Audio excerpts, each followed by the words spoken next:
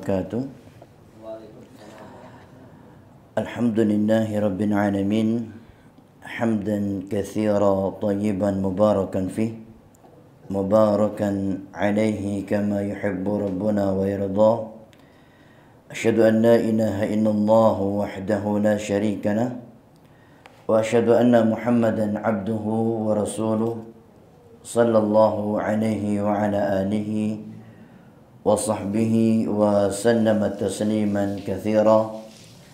Ya ayyuhalladzina amanu taqullaha haqqa tuqatih wa la tamutunna illa wa antum muslimun. Amma ba'd, fa inna asdaqal hadits kitabullah wa khairul huda huda Muhammadin sallallahu alaihi wasallam wa syarrul umuri muhdatsatuha fa inna kulla muhdatsatin bid'ah wa kulla bid'atin dhalalah wa kulla dhalalatin fin nar. Ma'asyiral muslimin, ikhwani wa akhwati fin nar, rahimani wa rahimakumullah wa barakallahu fikum.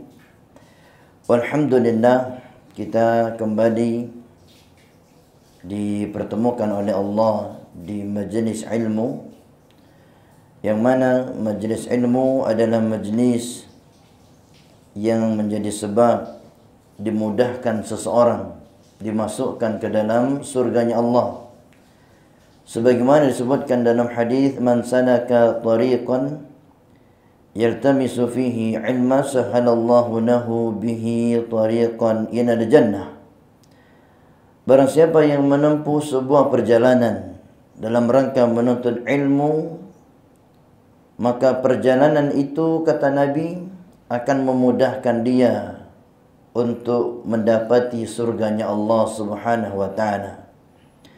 Maka seandainya tidak ada keutamaan dalam menuntut ilmu syar'i kecuali hanya hal tersebut, maka kata para ulama, hal itu sudah cukup sebagai motivasi dan penyemangat kita untuk memahami syariat agama Allah Jalla wa'ala. Kita masih pada pembahasan ahkamul janaiz, hal-hal seputar dari pengurusan jenazah. Kita masuk pada hal-hal yang tidak dianjurkan atau yang tidak disyariatkan tatkala menyolati jenazah. Hal-hal yang tidak disyariatkan atau tidak dianjurkan ketika menyolati jenazah. Yang pertama, tidak dianjurkan atau tidak disyariatkan, pendapat yang kuat, melakukan salat ghaib. Melakukan salat ghaib padahal telah diketahui jenazah sudah ada yang menyolatinya. Misal, kita punya saudara mungkin meninggal ketika haji atau umrah, kemudian dikuburkan di tanah haram sana, dikuburkan di Mekah atau Madinah. Apakah perlu saudara keluarga yang ada di Indonesia ikut menyolatkan? Kalau menyolatnya berangkat ke Mekah, Madinah saja, ke Madinah, mungkin itu sangat memberatkan. Tetapi dia ingin menyolatkan dengan salat gaib. Salat gaib ini adalah salat jenazah yang jenazahnya itu tidak ada di hadapannya. Jadi dia salat jenazah tidak ada di hadapannya, jenazahnya berada di daerah lain. Itu disebut dengan salat gaib. Salat gaib ini dibolehkan asalnya kalau memang dia yakin jenazah tidak ada yang menyolatkannya. Kalau yakin, misal saudaranya meninggal di tengah laut, ditelan ombak, sampai sekarang tidak ditemui jenazahnya, boleh dia salat gaib. Atau saudaranya meninggal di daerah yang tidak ada kaum musliminnya dan yakin tidak ada yang menyolatinya, maka disunnahkan dia salat gaib. Tapi kalau meninggalnya di kota Mekah misalnya, atau meninggal di Madinah, terus keluarga di Indonesia ingin menyolatkan dengan salat gaib, ini tidak dianjurkan, tidak disunnahkan. Begitu juga kalau saudaranya mungkin di Pulau Jawa meninggal dunia, dan insya Allah di Pulau Jawa masih banyak kaum muslimin, dan besar kemungkinan kaum muslimin yang ada di Pulau Jawa sana dari tetangganya itu menyolatkan, mengurusi jenazahnya, dikuburkan di pemakaman kaum muslimin. Maka kita yang di Pulau Sumatera ini, Pulau Sumatera, tidak lagi perlu mensolatinya dengan salat gaib. Jadi yang disyariatkan jika yakin tidak ada yang menyolatkan. Tapi jika ada yang menyolatkan, maka tidak disyariatkan, tidak dianjurkan melakukan salat gaib.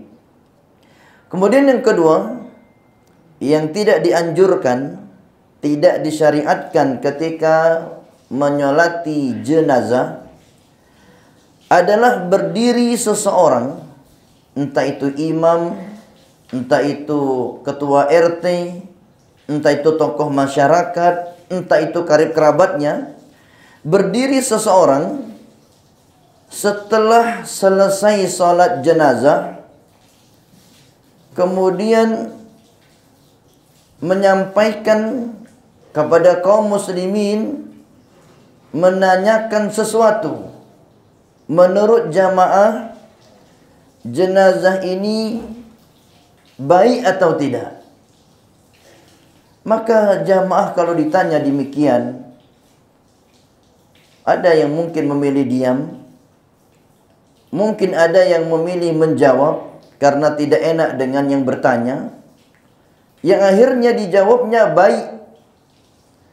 Maka pertanyaan seperti ini tidak perlu ditanyakan setelah salat jenazah, atau sebelum salat jenazah, atau di waktu-waktu yang lain.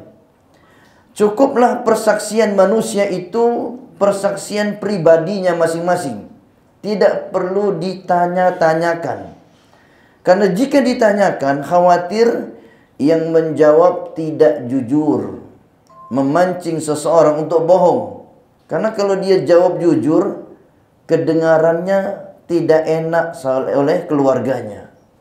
Maka hendaknya kaum muslimin selesai menyolati jenazah atau sebelum menyolati jenazah tidak dianjurkan, tidak disyariatkan menanyakan keadaan si mayit semasa hidupnya kepada jamaah salat jenazah. Memang ada hadis yang menerangkan keutamaan orang yang bersaksi atau keutamaan mayat yang dipersaksikan oleh manusia yang masih hidup kebaikannya. Jadi Nabi pernah mengatakan, barang siapa yang meninggal dunia kemudian dipersaksikan oleh dua orang bahwasanya mayat itu orang baik, maka kata Nabi wajib dia mendapatkan surga. Yang timbul pertanyaan sekarang, kira-kira kalau di antara jamaah yang meninggal, kira-kira persaksian orang itu baik atau buruk? Kalau kiranya ada persaksian buruk, maka hendaknya kita semua bertobat kepada Allah, memperbaikinya mumpung masih hidup. Tetapi jika manusia bersaksi baik atas mayat kita, mudah-mudahan manusia yang masih hidup menjadi sebab dimudahkan mayat tadi mendapatkan surganya Allah Subhanahu wa taala. Karena disebutkan dalam hadis, barang siapa yang meninggal dunia kemudian setelah meninggalnya dipersaksikan oleh orang yang jumlahnya hanya 2 orang saja, dan 2 orang itu mengatakan mayat ini semasa hidup baik, mayat ini semasa hidup ini baik, tidak ada unsur paksaan, jujur dia jawab dari hatinya yang paling dalam, maka kata Nabi, mayat itu, si fulan yang meninggal itu dijamin surga untuknya. Ini menunjukkan pentingnya kita pergaulan baik sesama manusia. Kalau kita bergaul dengan manusia dengan pergaulan yang baik, insya Allah manusia akan menjadi saksi atas kebaikan kita. Cukup 2 orang saja. Apalagi kalau yang bersaksi 10 orang. Apalagi kalau yang bersaksi sampai 50 orang. Apalagi sampai 100 orang. Maka semua saksi-saksi tersebut menjadi sebab dimudahkan dia mendapatkan jaminan surga dari Allah Tabaraka wa Ta'ala. Maka singkatnya, hendaknya kita perbaiki pergaulan kita sesama kaum muslimin. Maka tidak ada untungnya kita bersikap buruk. Justru sikap buruk akan menjadi saksi keburukan kita. Mana disebutkan dalam hadis Nabi, barang siapa yang meninggal dunia dipersaksikan keburukannya oleh manusia yang masih hidup, maka Nabi mengatakan tempatnya di neraka. Tempatnya di neraka. Ini menunjukkan persaksian manusia bisa menjadi tolak ukur keselamatan seseorang. Persaksian manusia bisa menjadi tolak ukur keselamatan seseorang setelah matinya. Maka hendaknya kita semua menjadi orang-orang yang dipersaksikan kebaikannya setelah matinya dan memperbaiki muamalahnya kepada sesama manusia. Kemudian berikutnya, yang tidak dianjurkan, tidak pula disyariatkan ketika menyolati jenazah adalah membaca doa istiftah. Membaca doa istiftah di saat solat jenazah. Jadi tidak ada syariat, tidak ada anjuran membaca doa iftitah atau istiftah ketika solat jenazah. Yang benar, setelah takbir yang pertama baca a'udzubillahi minasyaitonirrajim, bismillah, kemudian al-Fatihah. Tidak perlu baca Allahumma ba'id, atau yang baca inni wajjahtu, atau baca subhanakallahumma wa bihamdika dan seterusnya. Allah Akbar kabira. Yang benar cukup membaca Al-Fatihah yang dimulai dengan ta'awudz, a'udzubillah, bismillah, kemudian Al-Fatihah. Kemudian berikutnya yang tidak dianjurkan, tidak pula disyariatkan ketika penguburan jenazah. Jadi hal-hal yang tidak disyariatkan. Sebelum kita masuk ke penguburan jenazah, masih mengenai hal-hal yang mengenai menyolati jenazah. Tidak dianjurkan setelah menyolati jenazah melakukan doa berjamaah. Tidak dianjurkan setelah salat jenazah melakukan doa berjamaah atau bersama-sama. Dan ini banyak kita saksikan di tengah kaum muslimin. Kalau ditanya dari mana asalnya, dari Nabi bukan, dari sahabat bukan, dari para ulama mazhab juga bukan. Ternyata hanya mengikuti tradisi doa berjamaah. Yang seperti ini tidak dianjurkan. Selesai salat jenazah, tidak dianjurkan doa berjamaah, tidak disyariatkan. Yang dianjurkan langsung segera mengangkat keranda mayat menuju pemakamannya, menuju tempat pemakaman. Maka tidak dianjurkan seseorang untuk melakukan doa-doa yang tidak dianjurkan padanya setelah solat jenazah. Dikarenakan solat jenazah itu sendiri adalah doa. Makanya kita disuruh menyolati, maksudnya suruh mendoakan. Tiba-tiba sebagian kaum muslimin merasa tidak puas dengan solat jenazah, sehingga mereka menambah doa lagi setelah solat jenazah. Apakah kurang puas dengan doa ketika solat tadi? Ataukah dia tidak paham kalau solat tadi adalah doa? Ataukah hanya mengikuti kebanyakan manusia? Maka yang seperti ini tidak dibenarkan. Cukup kita mengikuti apa yang dilakukan oleh Rasulullah, yang tidak mendoakan lagi setelah solat jenazah dengan doa berjamaah, Kalau ingin mendoakan, silakan mendoakan masing-masing di pemakamannya atau ketika sambil mengantarkan jenazah ke pemakamannya. Kemudian berikutnya, yang tidak dianjurkan, tidak pula disyariatkan dalam pengurusan jenazah ketika penguburan. Ketika penguburan. Yang pertama, yang tidak dianjurkan ketika penguburan jenazah adalah melakukan azan ketika memasukkan jenazah ke liang kubur. Jadi tidak dianjurkan, tidak pula disyariatkan melakukan azan ketika memasukkan jenazah ke liang kubur. Tidak dianjurkan, tidak disyariatkan, tidak dicontohkan, tidak diperintahkan, tidak dilakukan oleh Rasulullah dan para sahabatnya, dan tidak pula dianjurkan oleh para imam-imam mazhab. Kemudian berikutnya yang tidak dianjurkan, tidak disyariatkan ketika penguburan jenazah adalah menyiramkan air bunga di atas kuburan. Menyiramkan air bunga di atas kuburan. Ini tidak dianjurkan. Bahkan hal ini kata para ulama tasyabbuh, menyerupai non-muslim, menyerupai orang-orang Nasrani, menyerupai orang-orang kafirin. Tidak dianjurkan menyiram bunga di atas kuburan. Tidak dianjurkan. Dan tidak ada ajarannya dalam Islam. Seandainya itu baik, niscaya sudah ada pendahulunya dari orang-orang yang beriman dan bertakwa dari kalangan para sahabat dan imam-imam yang mengikuti sunnah Nabi sallallahu alaihi wasallam.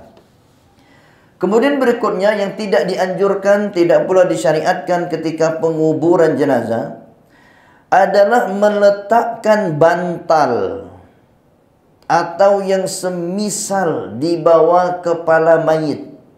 Jadi katanya biar mayitnya enak, kasih bantal katanya. Bantal, kebetulan juga katanya bantalnya ada di keranda mayit. Sekalian saja katanya ditaruh ke dalam kuburan biar jadi bantal untuk mayitnya. Ini tidak dibenarkan.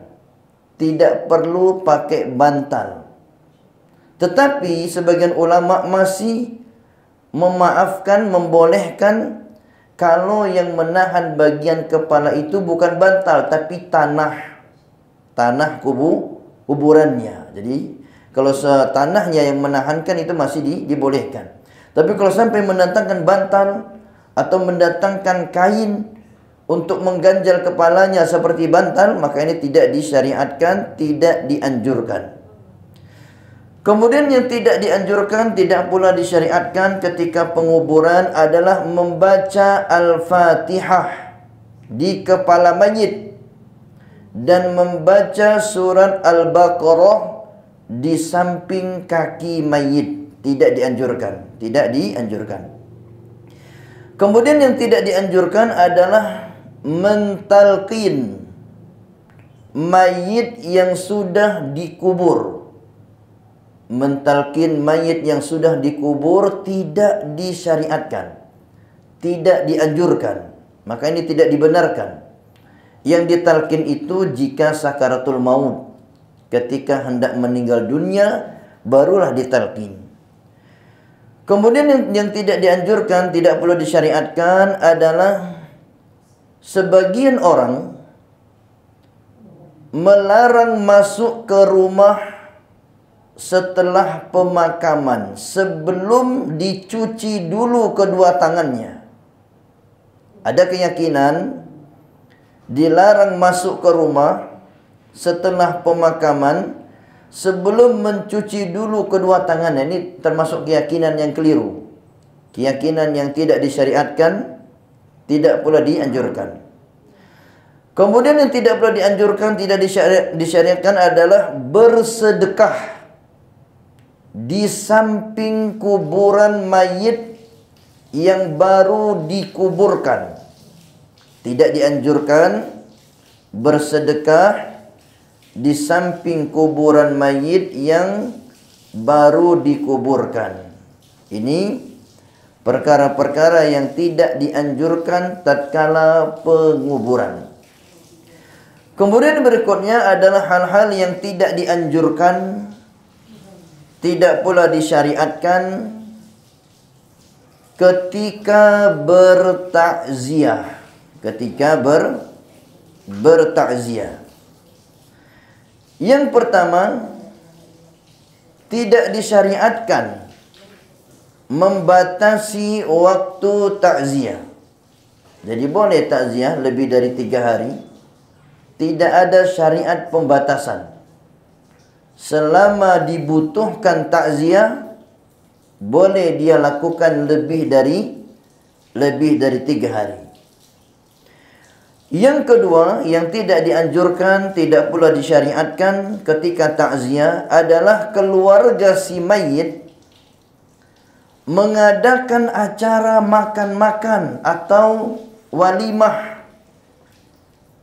atau pesta makan-makan di hari pertama, di hari kedua, ketujuh, ketiga, ketujuh, kemudian ke hari ke-40, kemudian ke-100, kemudian seterusnya setahun atau yang 1000 harinya.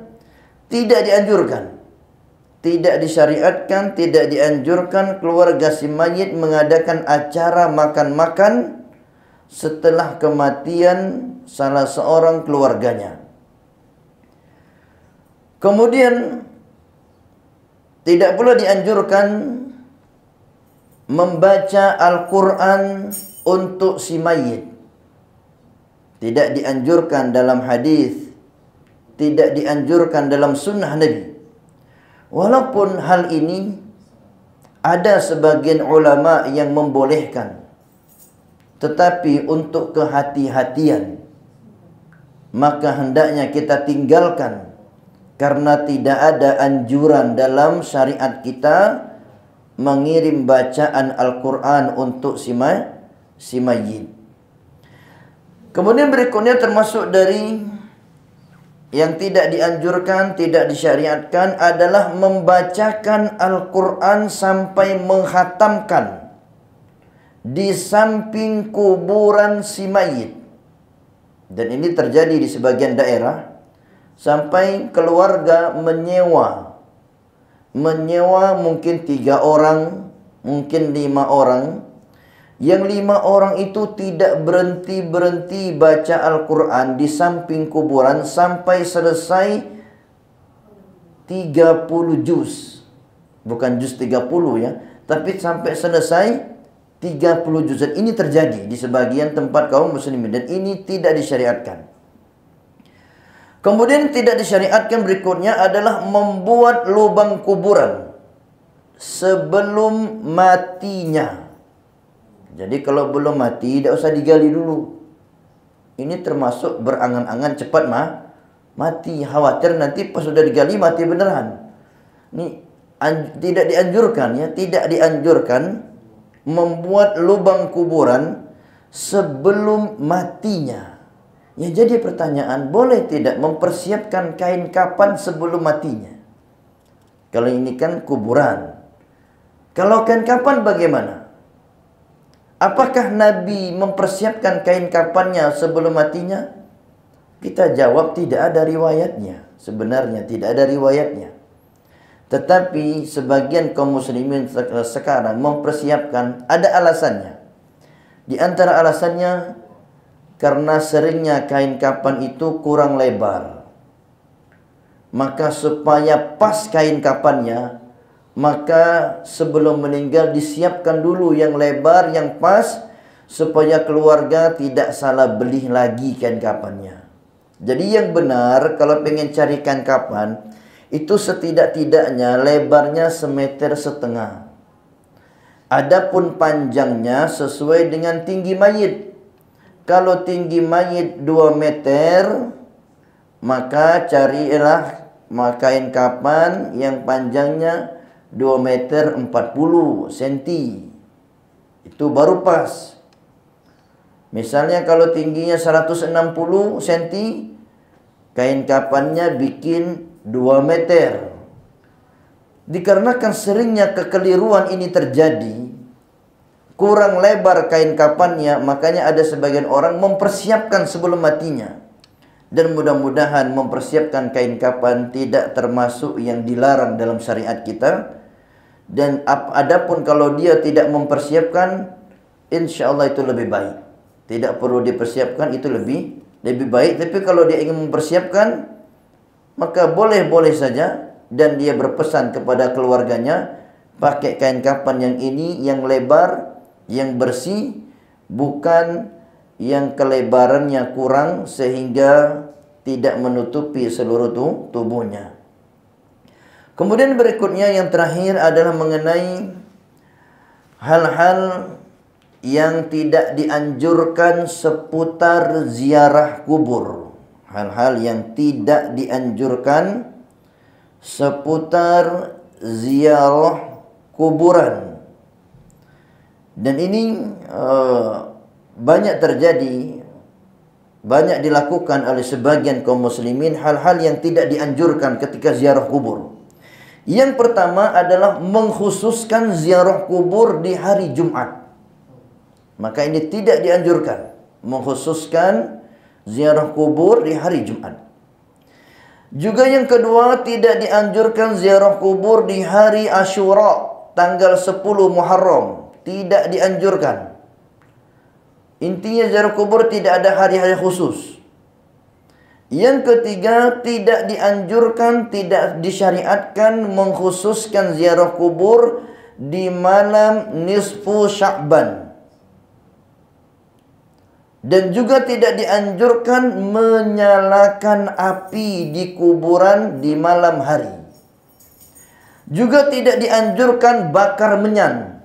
Sebagian kaum muslimin ada yang bawa sabut kelapa, nanti sabut kelapanya dibakar, kemudian bakaran sabut kelapa itu diletaknya menyan. Barulah keluar asap ke menyan. Maka ini tidak dibenarkan ya. Bahkan sebagian ulama mengatakan asap menyan itu makanannya jin. Makanannya bangsa jin. Kemudian berikutnya tidak dianjurkan ziarah khusus ketika hari raya Idul Fitri atau Idul Adha atau di bulan Rajab atau Sya'ban atau Ramadan. Tidak dianjurkan ziarah khusus di hari-hari tersebut. Kemudian tidak disyariatkan salat 2 rakaat ketika ziarah kubur. Jadi tidak ada salat 2 rakaat ketika ziarah kubur. Kemudian tidak disyariatkan bertayamum atau berwudu sebelum ziarah kubur. Kemudian tidak disyariatkan membaca surat Al-Fatihah kemudian dikirim ke mayit ketika ziarah kubur. Tidak disyariatkan membaca surat Yasin di samping kuburan. Ini tidak disyariatkan. Tidak disyariatkan membaca surat Al-Ikhlas 11 kali di kuburan. Tidak disyariatkan. Kemudian tidak pula disyariatkan bertahlil dengan suara keras di kuburan, mengucapkan la ilaha illallah keras-keras di kuburan. Kemudian orang yang berziarah kubur tidak disyariatkan dia menyiram air ke kuburan. Terus sebagian muslimin bawa teko ke kuburan. Ada yang bawa botol aqua berisi air. Kenapa? Nanti kalau sampai kuburan disiram 3 kali. Dari kepala sampai kaki sekali. Nanti dari kepala lagi sampai kaki 2 kali. Nanti dari kepala lagi sampai kaki 3 kali. Ini tidak disyariatkan. Tidak dianjurkan. Tidak diperintahkan. Tidak dicontohkan. Tidak ada keutamaannya dilakukan. Justru hal ini menyelisihi syariat yang telah dibawa oleh Rasulullah sallallahu alaihi wasallam. Kemudian yang terakhir yang tidak disyariatkan ketika ziarah kubur adalah bersengaja mendatangi kuburan yang dikeramatkan untuk berdoa di sana agar doanya cepat dikabulkan. Misal ziarah kubur ke makam wali. Kenapa ziarah kubur ke makam wali? Iya, kami di makam wali itu ingin berdoa, minta ke Allah. Tapi kenapa harus ke makam wali? Tidak ke masjid saja. Atau tidak umroh saja. Iya, kan makam wali itu keramat katanya. Ini tidak dibenarkan. Meyakini makam wali keramat dan menganggap makam-makam wali itu tempat mustajab berdoa, ini termasuk hal-hal yang menjerumuskan kepada kesyirikan, menyekutukan Allah Subhanahu wa taala. Maka inilah pembahasan yang terakhir dari pembahasan pengurusan jenazah yang bisa kita sampaikan. Walaupun kalau dijabarkan masih banyak tentang jenazah ini, tapi ini kita mencukupkan sampai di sini pembahasannya, dan insyaallah di pertemuan yang berikutnya kita masuk pada pembahasan yang lain dari ibadah kepada Allah Subhanahu wa taala. Mudah-mudahan apa yang kami sampaikan dari pengurusan jenazah ini bisa diambil faedah darinya, pelajaran darinya, dan mudah-mudahan bermanfaat bagi kami pribadi dan kaum muslimin seluruhnya. Dan apabila ada kesalahan, kekurangan atau perbedaan pendapat yang kami sampaikan dari apa yang diamalkan kaum muslimin, maka perbedaan pendapat bukan untuk saling mencela atau memaki, tetapi perbedaan pendapat adalah untuk dicari mana yang paling kuat dan mana yang lemah. Yang kuat kita amalkan, yang lemah kita tinggalkan, bukan untuk ajang saling menyalahkan atau saling merendahkan satu dengan yang lainnya. Dan tidak ada niat dari kami kecuali hanya sekedar mengingatkan dan menasihati, dan tidak ada sedikit pun unsur paksaan. Karena memang Allah mengatakan la ikraha fid din. Tidak ada paksaan dalam beragama. Kalau ingin mengikuti jalan yang lurus, silahkan. Kalau ingin mengikuti jalan yang menyimpang, juga silahkan. Kalau ingin mengikuti jalan yang disyariatkan, dianjurkan, silahkan.